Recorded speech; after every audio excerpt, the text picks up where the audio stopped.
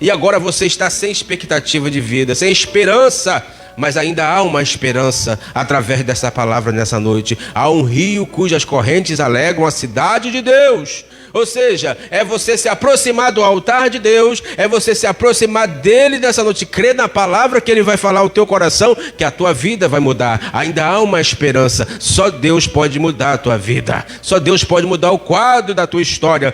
Todos estão dizendo que não vai dar mais nada certo na tua vida.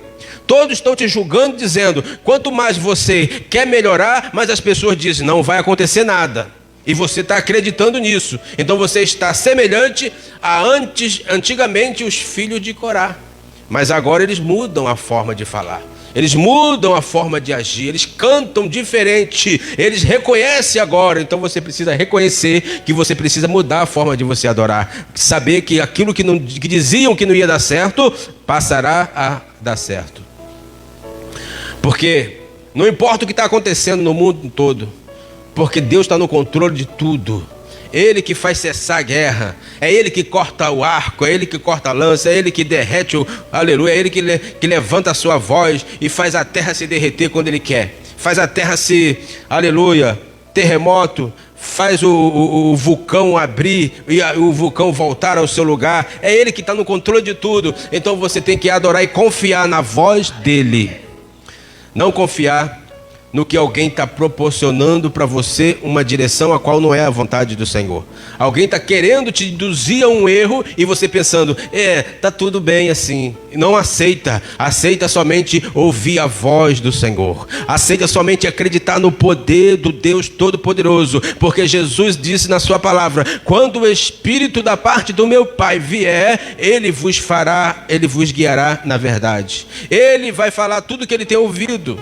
Vou te falar, vocês lembrarem do que eu tenho ensinado. Só Ele tem a autonomia de falar. E você tem que acreditar. Ele vai guiar você na verdade. Não seremos guiados mais pelo homem. Não seremos mais induzidos ao erro. Porque o Espírito de Deus está nos guiando para o caminho da verdade. Então, ao chamado nessa noite, no versículo 8 do capítulo do livro de Salmo número 46. E no versículo 8. Vinde a mim, vinde contemplai. Como Jesus disse, vinde a mim todos que estáis cansados e oprimidos, e eu vos aliviarei. Tomai sobre vós o meu jugo e aprendei de mim, que sou manso e humilde de coração, e encontrarei descanso para as vossas almas, porque o meu jugo é suave, o meu fardo é leve. E aqui está dizendo, vinde contemplai as obras do Senhor, que desolações tem feito na terra. Faz cessar a guerra até o fim da terra, quebra o arco, corta a lança e queima os carros no fogo. Aquietai-vos e sabei que Ele é Deus. É Ele que está permitindo, mas Ele também, quando Ele quer dar um basta, Ele, com a sua voz, Ele dá um basta. Aleluia. Então, a palavra diz, Ele faz cessar a guerra. Então, aquietai-vos e sabei que eu sou Deus, o Senhor. Serei exaltado entre as nações, serei exaltado sobre a terra. O Senhor dos exércitos está conosco, o Deus de Jacó é o nosso refúgio. Olha aí. Aquietai-vos e sabei que o Senhor é Deus, para te honrar, para te exaltar. Ele é o Senhor para mudar a tua história. Deus de Jacó significa o Deus que muda história.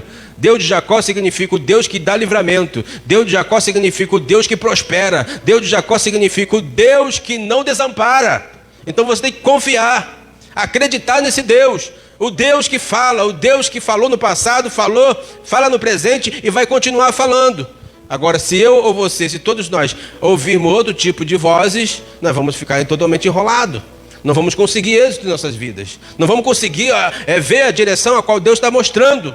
Oh glória. Mas se nessa noite nós ficarmos atentos a ouvir a voz dEle, aleluia, porque Ele está presente para nos abençoar. Então, diante da luta, da aflição, da provação, da adversidade, do que estão dizendo que não dá e que não vai, sabe por que estão dizendo que não dá e que não vai? É porque não querem ver o teu bem.